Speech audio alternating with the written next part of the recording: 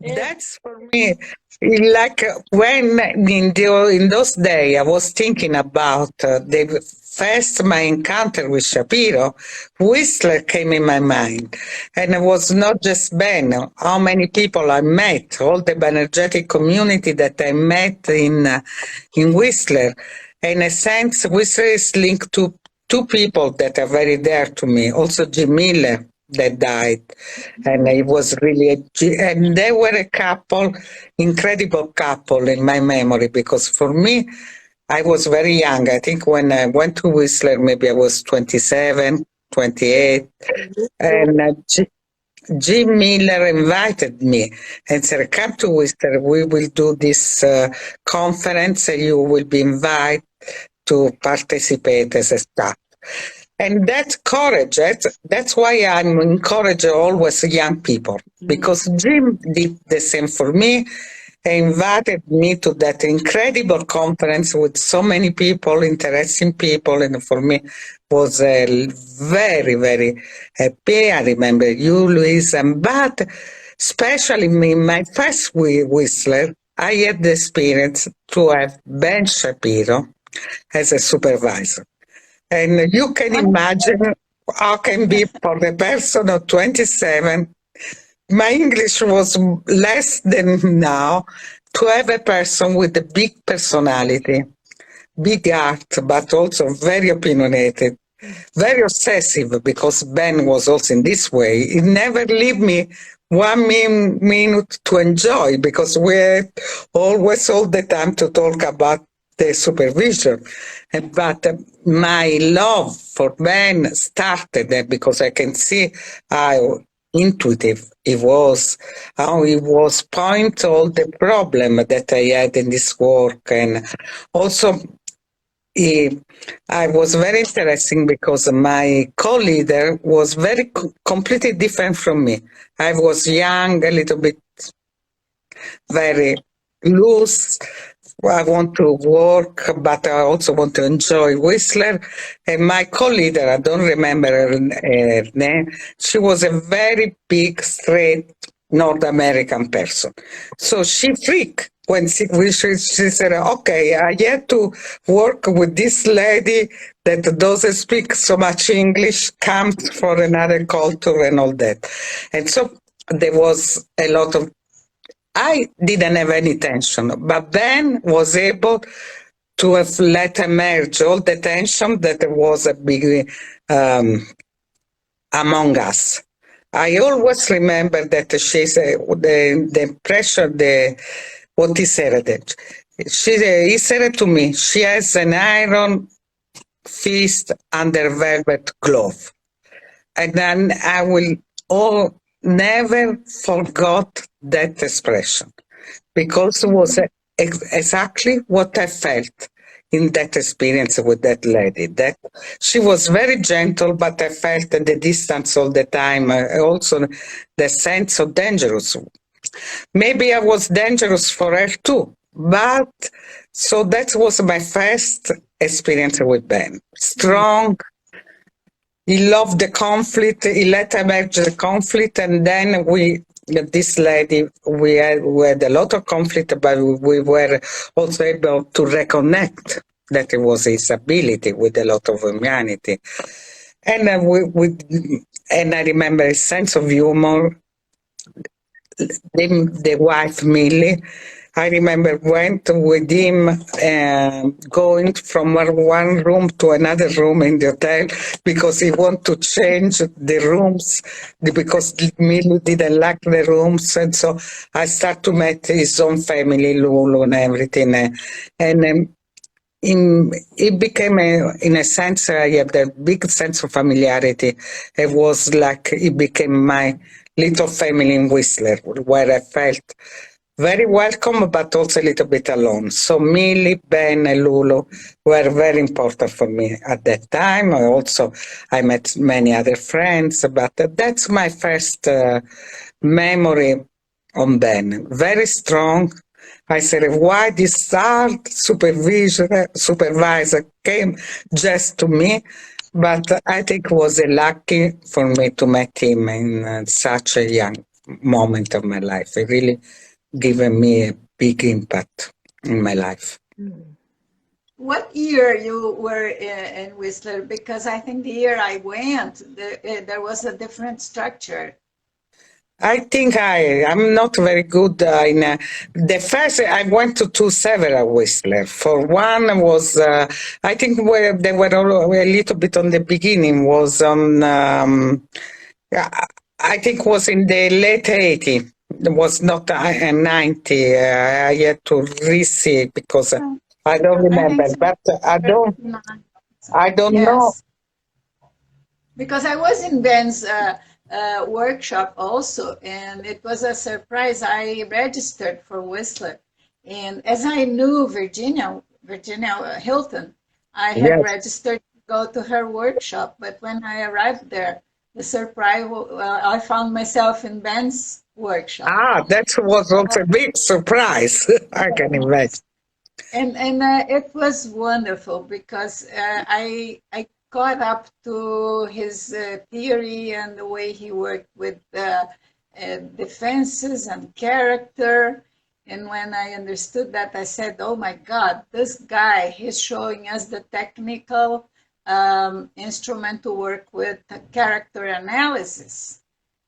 And when I came back to Brazil, I was very excited about that. I was telling my friends, we must go to Whistler. You must know this guy because he's teaching how to work directly with character analysis, with defense system in a very a very good way, a very effective way. And for me, very important. He would rescue the negativity from the character side and make it something powerful, something to use, to how to use this energy, how to apply, how to transform, instead of just saying, "Oh no, you must get rid of these defenses." No, you can't get rid of these defenses. You got to really reach the meaning and be able to turn it into the positive side, into the useful side. So for me, it was like this, like opened the skies, you know, for a very resistant person to to therapy like I am.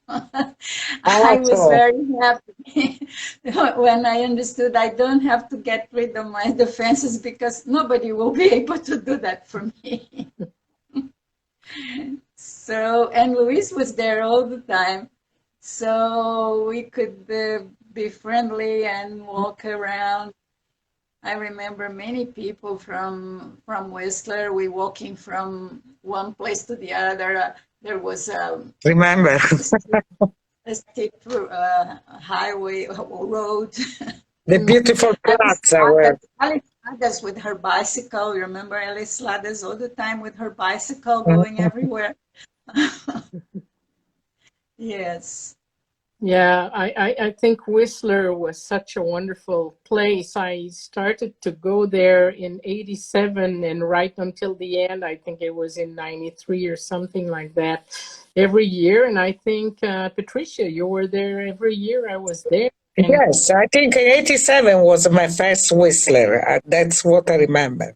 and then you came, Odila, and we knew each other from 86 in Europe in the leadership workshop. But I must say, I always felt so grateful to both Ben and Jim Miller and Bobby Miller for organizing the Whistler Conference. Also. It was such a rich experience every time. And I remember my first encounter with Ben was a little jarring because I had heard about him from a colleague who had attended Whistler 1 year before me. And I knew that he was a pretty confronting person when he worked with defenses. And I remember I came to Whistler right there on the staff the very first year, whereas most people would come as participants before graduating to the staff. And I remember on my arrival, the first day, Ben looked at me and said something. I think, as far as I remember, I don't think he said that in so many words, but he said something like, either you're very good or you're a fraud to come right here on the staff before becoming a participant. And I thought, oh my God, am I okay here? I didn't know that. But I mean, very soon I learned to appreciate Ben so much. I think that I'm a person who likes to be in the positive and the loving aspect of the person. But then I learned so much with Ben, and the richness of working with the negativity and with the devil. I think his work was groundbreaking. It was so brilliant, the way he worked with the devil and the defenses. And I remember I used to joke with him, and I would tell him, Ben, your hidden side is the angel, because he put his That's true. in front so much. And I remember he would laugh at that. And I thought his handouts on defense, on the devil, working with the devil, healing the sexual split, several handouts that he wrote, that I mean, really enriched my own teaching and my own personal experience working with these issues. And I would tell him how much I would appreciate each new handout he would put out. And he was really sweet when I would tell him that. He was kind of humble and say, "Oh, I'm so glad you're appreciating this work." I said, "Of course, Ben. It's great material." And then I learned to know him even better, because when I became coordinating trainer for a few societies in Canada, he would be on the team with me. He would be one of the trainers, and I was a trainer. And I remember there was one instance, I mentioned that, I think, writing my tribute for him. There was some tension in one of these groups between the group and Ben, and it had to be resolved. And I suggested, Ben, you need to talk with them to hear their grievances and what they're not happy about. And then Ben told me, okay, I'm going to bring a tape recorder. I'm going to record that exchange. And I thought, my God, is it because he wants to have some kind of justification for what he was doing? And not at all. He's a bit self-obsessive. But Ben told me, I said, Ben, why do you want to record that exchange? He said, well, because I want to hear their grievances and I want to get better. I want to be a better trainer. I will learn from what they're telling me. My God, so honest. I was so touched by his humility and his genuine desire to improve as a trainer or to learn from that experience. And I always had such a high regard for him as a trainer and for him as a person. Yes. So honest all the time. You can trust. Yes. Trust him. You can trust. He never meant to hurt anybody. You could even feel pain, but he didn't mean to hurt anybody. No, He really, but I think it was terrible. I mean, I wanted to say that he was able to play with serious things and go deep, go real deep, playfully. And I fell in love with this way of doing therapy because it's not that you don't get in touch with your pain, but it doesn't shame you. And you don't have to give up whatever you feel like, this is me. I don't have to give up. I have to improve, to change, to do something different and learn. but the idea that defenses were bad, defenses had to be done away with, well, for me, I always hit an internal wall that said, no. Well, I Ben was such a gentle and loving soul. Oh, we lost Patricia. Have we? Yeah, but I will send an invitation again to her. Keep talking. It's amazing. Listen you. Yeah, yes. I was saying that Ben, behind his image of, because he really looked like a real devil when he would smile, he would have that ha ha ha smile, and these eyes that he had, he could really look like the devil, and yet he was such a loving person, such a gentle soul.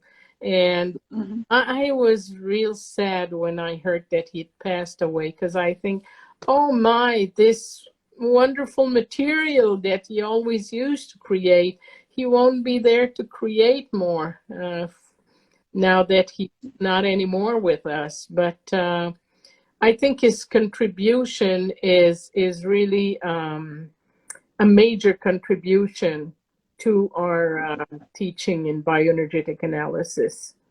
He was, and lately he changed his approach totally to deal with early issues, and also there he brought a great contribution with all his work on limits and the work on how do you call it? Energize the defense, energize the boundary. I think that was the biggest contribution on Ben. What I perceived, that in the moment that somebody left a little bit the body work, he was able to re-change it in a way that was more appealing to the also modern pathology, because when he started, for example, to study more the flaccid schizoid, it was for him how to energize defenses, because and I to energize the charge, because what I remember that he was always said that sometimes there were misdiagnoses between, for example, masochist structure and schizoid flaccid structure. And I think that is very important, because in a sense, in the modern society, there is much less real masochist structure, because for to be really masochist, you have to be fit a lot. And the problem now is the parents are much less able to give the contact, the relation, the fee that the real masochist needed. And so I think the big intuition of Ben was to see that fragility that was under this big, what can be, what can see, what can be diagnosis as a masochist. Because in a sense, the masochist structure is much more hard. He knows how to work, he's staying. And so I think with this study of the schizoid flaccid structure, he didn't realize, but I realized that he did a lot of study about also the narcissist structure. Because when he used to say that the flaccid schizoid structure was like a balloon that can be popping around in the air, but can be easily, I don't know how to say it, explode. He said, but what that balloon can do when it's under dangerous, and so also the trauma, is it became without any hair. Also a caterpillar can come and it will not feel anything. I think that is a beautiful example. I use that metaphor with many of my clients where I see that characteristic and they sadly recognize themselves. They recognize themselves in that struggle not to feel anything, to become completely collapse, for to be safe. And also to be floating around, but with that sense of fragility. And I think that is a very, that is bad. With just one metaphor, he was able to explain a world when many people can recognize themselves in that things. Because I just sometimes for to make the person to identify with their structure, say, okay, seems to me that you do like that. You sometimes is a little balloon that you go around, but there is a big sense of fragility because everybody can come and pinch you, or you are completely collapsed. So nobody can really hurt you. And it's amazing how many people can identify with that metaphor that I think many of you know is because he used to use that as to recognize the structure. And also the way to work on that particular structure was very interesting because it was not to explode like with the normal masochism. For example, we allow the people to feel more free. So to use the energy in a more expressive way, because that is what is what is inside the masochist. They said, no, you cannot be free.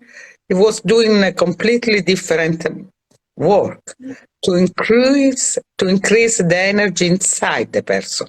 That is the very important work about boundary that I think Ben was able to say Yeah. And to then show he could reach the right. ambivalence also, the ambivalence of the masochist, which is a great defense. And he really dealt with it without pointing a finger and say, oh, you are ambivalent. No, you just propose those exercises. I can do this, I can do that. Yes. If you want, I can open or I can close. I can be with you, I can be with myself. Oh, yes, And remember that yes, this the exercise, the ambivalent exercise, because what also is important for Ben that he was very creative. And for I think for the people that were with him, was always a pleasure to listen to him because he has a very good sense of humor. He was going to the point, and so was easy to want to follow him in a sense. I would like to piggyback on what you're saying, Patricia, about his creativity. I think what was so interesting in his work and the handouts that he wrote is he knew how to build a sequence when, be it for the work with the devil or healing the sexual split. He would break it down into 4 or 5 exercises that would help a person build their energetic charge and then release and then move gradually towards more expression. And I think he was so creative in that, and the images he used to use, as you say, Patricia, like with the masochist, he would talk about that image of a car that is stuck in the snow or in the sand, and how to go back and forth in order to help the structure loosen up. And I really marveled at his own creativity, how he would create a whole sequence to work on a particular issue. Yes, I agree with that. And he was very that's why I said a little bit obsessive, because that was Ben. He was also a perfectionist. So when he has something in his mind, he has to do perfect. So remember the beautiful drawing that he did about countertransference, the iceberg and the Titanic, and he had this beautiful images that I still use it. We have in our his article. We give it for free to our website, for example, because I think it's a very beautiful. The images is beautiful. I brought the work of Ben in many conferences. When I became president of the Federation of Psychotherapy in Italy, the theme of the conference, and I had to receive, was on humorism, or the humorism of the therapist. So I thought, what best is I had to show something that has to do with the bioenergetic analysis. And I see which better example is to know to the people the work of Bennett Shapiro, how to use the humorism in therapy. And I did a presentation talking about this work on countertransference. I used the metaphor, how he used the metaphor of the Titanic, and I use many things, and people love it. Also people love other approach. They were very easy for them to understand the creativity of his work, and now a therapist can use the devil as a humoristic side, because that I think was also very specific about Ben. I always remember to the people in Italy, I had to explain, for example, because in Italy there is a big tradition, Catholic tradition. So when you talk about devil, people are scared because they think that we are talking about the big devil against God and everything. I said, be quiet. Ben is a Jewish. Now I have to say he was a Jewish. So his demon is a D-book. Is a little bit different by the demon that we are used as a Catholic. So I think that is very typical in Ben. There was big tracks like in Lowen about his Jewish grounding in a sense, because the sense of humor, the sense of use the spirituality in this way, the sense of use the demon is the devilish energy, not just something that you have to deny, but something that you have to take it because like is almost a challenge for the person that has to become to the spirituality. I think it's very different by our concept of devil. So it's very interesting. So he was full of, and I think it was very important, and I was very proud when I brought this work to the Federation, where all the mainstream was they were present, because once Ben told me, you will manicure my theory, and at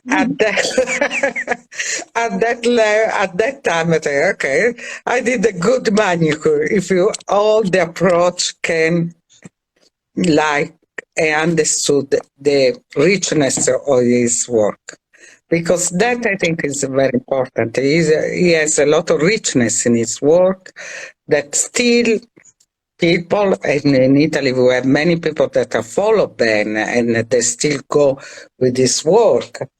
That I think is a big richness in a sense. And once Moselli, that is a very famous, I was very proud of that, when Moselli, that was a very famous as a systemic therapist in Europe, very, very famous, to explain to the whole Europe how it was important to encounter many approach. He told that he was very impressed by the conference about the work of Bennett Shapiro.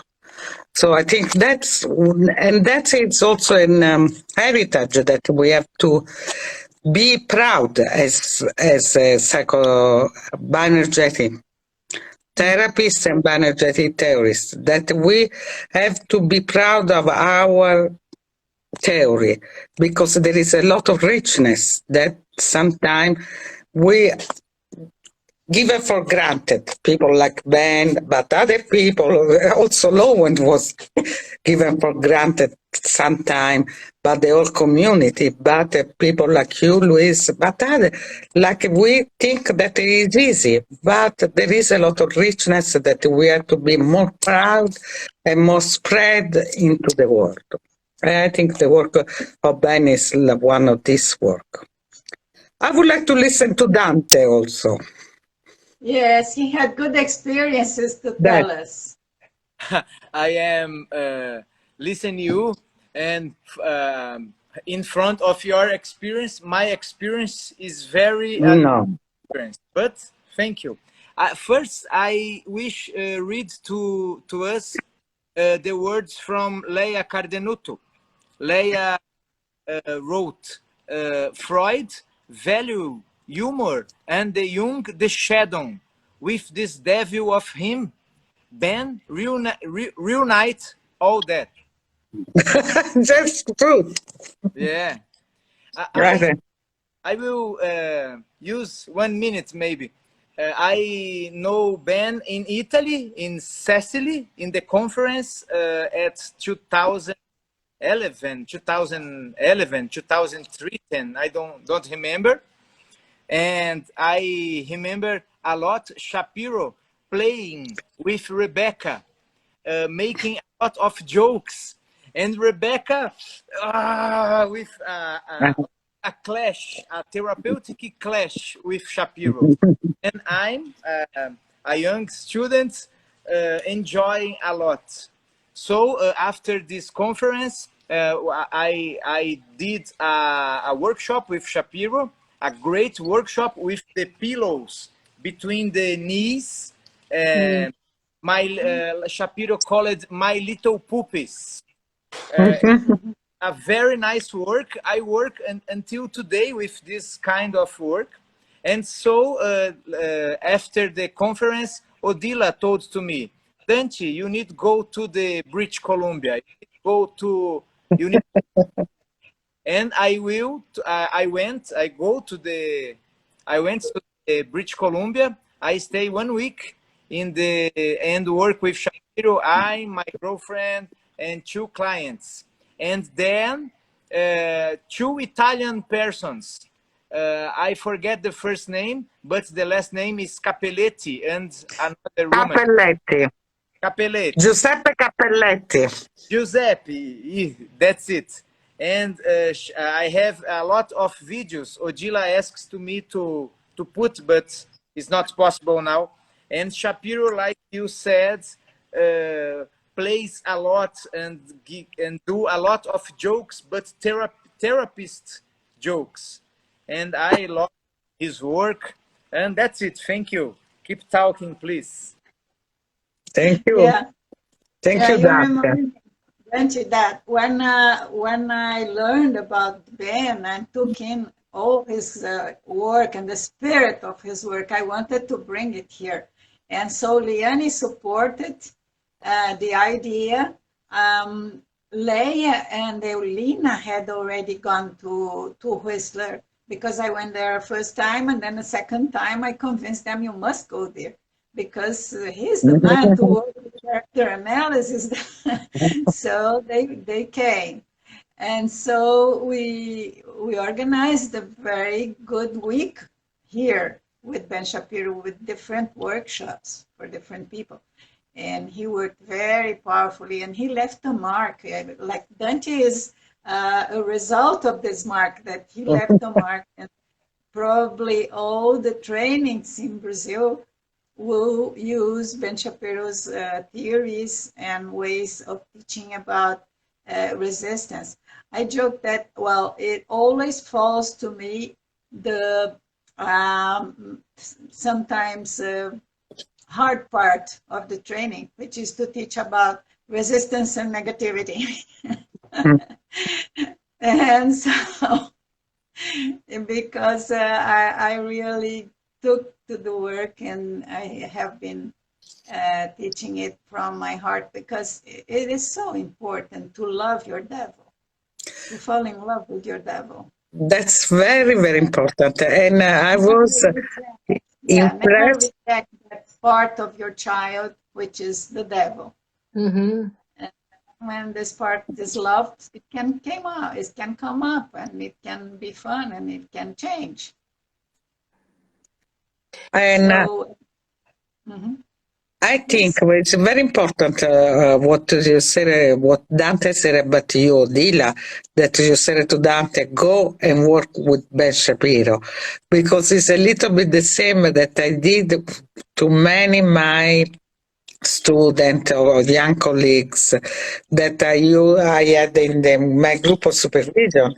When I saw that they have to work a little bit more about to use more the energy, the devilish energy, and to integrate more that inside of them because they can become more strong, either woman or I would say to them, okay, Ben is coming to Italy. I start to organize the workshop for him in Italy. I said, but now you come in supervision with me, but then you have to go to Ben Shapiro to work on that level. I think that is very important for us as a teacher, what we can do, to recognize that people need to work on different level. And they can take something for me, but they can take something also by other people. I think the work of Ben was very important. In Italy, he became very popular, and many people were following him. I used to tease him and them.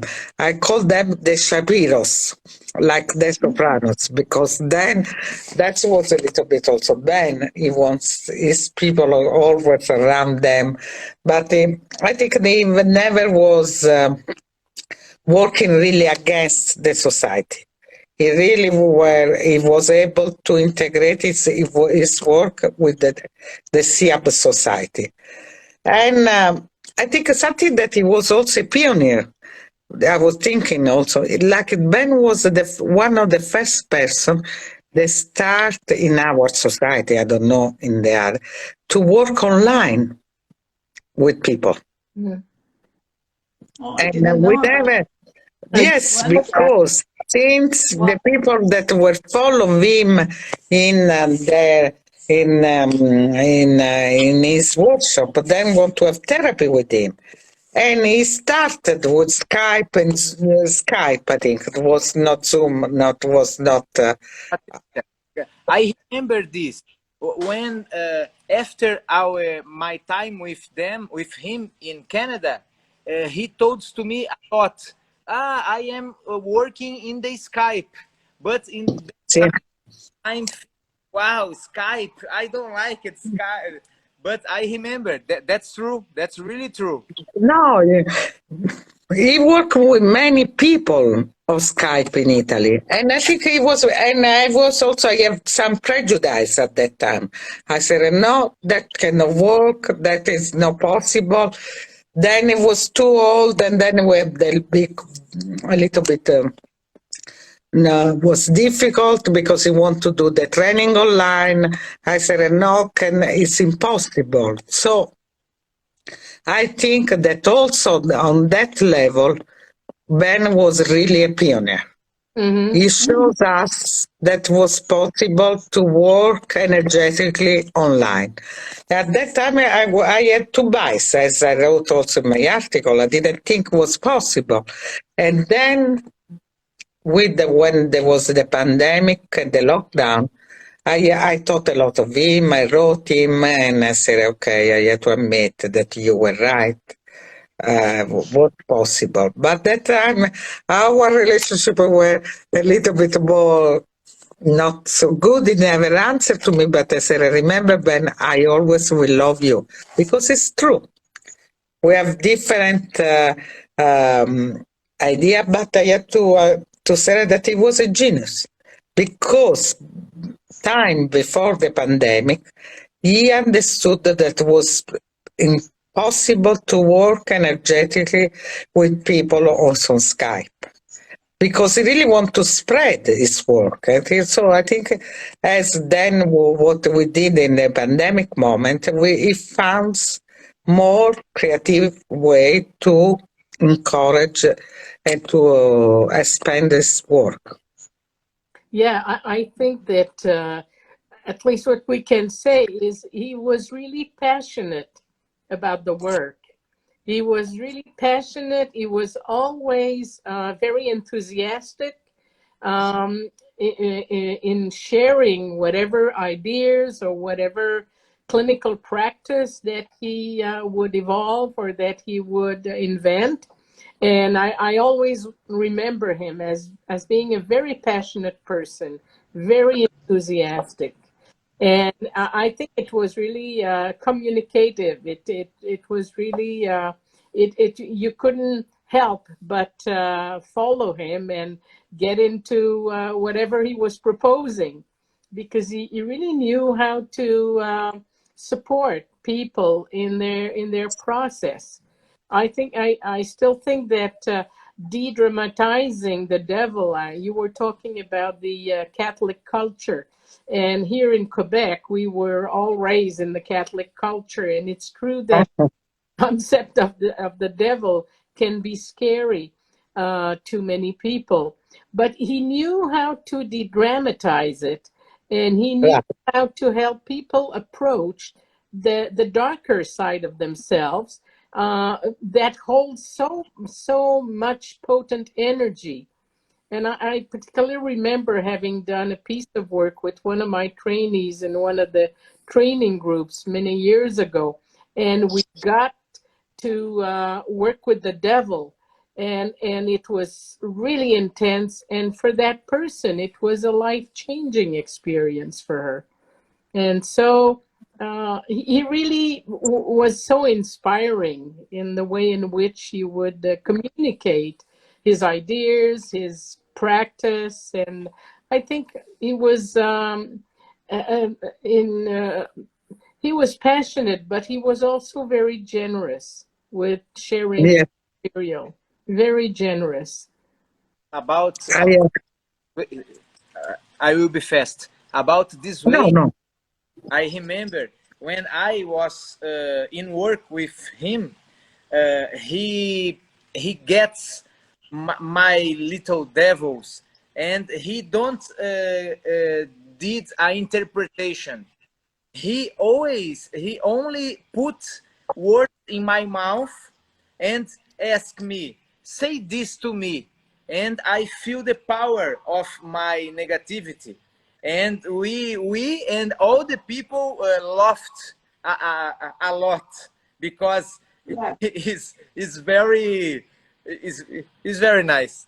Shapiro was the big master. Very much. It's something that you have to experience to be able to understand this way of working. You really have to go through the experience to see how effective and so without pain, because you receive that interpretation, you open up, and you're not hurt, and you are not ashamed, and you don't feel criticized. And in that sense, you can integrate that negativity as a straight, and not to feel that you have to block or something that blocks you. So it's the first thing that he taught us here when he was giving a workshop about transference and countertransference, that the therapist must love the devil of the client. So if you do love the client's devil, then you can work with it. And for that, you must have your own devil very exercised, very alert, very energized. You used to say that there is one devil to meet another devil. Like that's, I think, was his joke, no? It was a great lesson also in transference and countertransference. And another thing that I always use when we are in supervision is when you fall into the client's trap. That's good. It had to happen. It's wonderful. That was a big master that Ben did. Yeah, into the trap, and now you know what's the problem, and now you can help this person. Because when you find yourself, oh, I did something wrong, it's terrible. No, that's the best thing that could happen to you. Yes, That's completely great. Very good. And also it was said that I think was very interesting, that sometimes clients can hypnotize you. So the therapist has to be able to go back to this devil and to change a little bit that tunes. That I think is very important to recognize on many levels we can be entrapped without feeling very badly about, but use our energy, as you said, to understand better what's happening. But also to recognize that we can be hypnotized. I think that was also a big cue. That yes, that's true. Sometimes that's happening, and we have to use our energy to take these things away. And I think we have nine minutes, okay, to the end, until the end. Okay, thank you. You're beginning to say something, Louise. I'm sorry I cut you. Yes. No. Well, it was about what Patricia was saying, that you didn't have to defend against your negativity, and I was adding, and you don't have to be ashamed of your devil, which was, sure.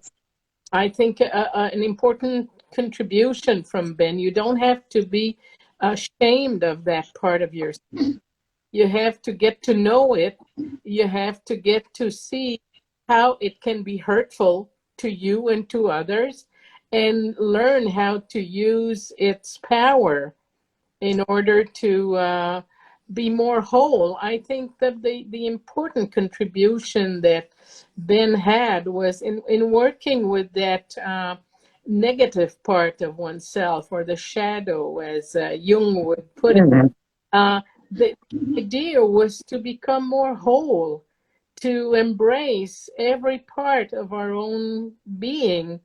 And it's not easy because of our own narcissism, and because of the kind of work we do. We want to be seen as good people, good person.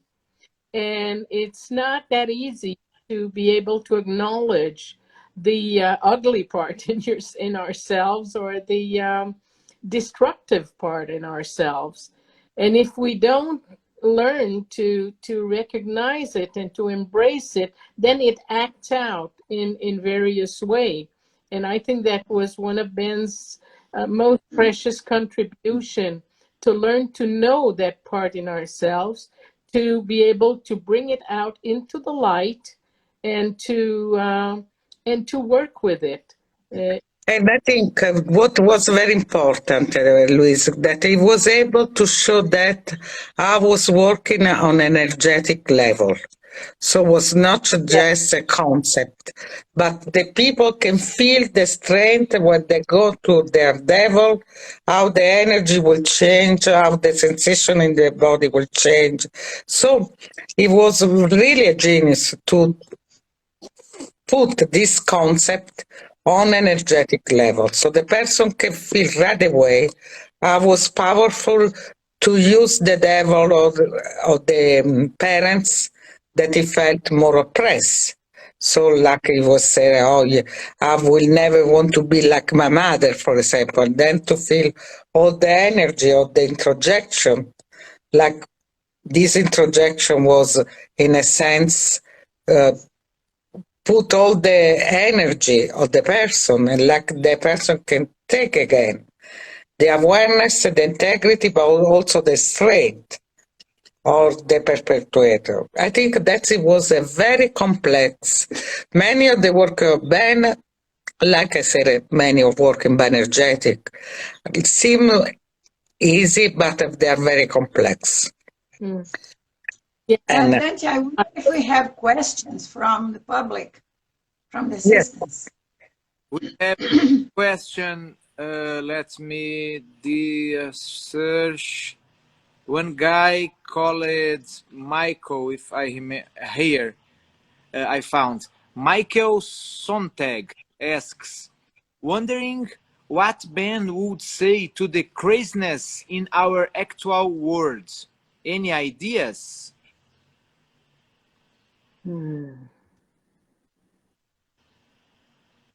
I think ah, I would say something like get into your body, because of a lot of the craziness of present world is a lot of disconnection between the felt sense of your feelings, your sense of self, and the craziness in the head and the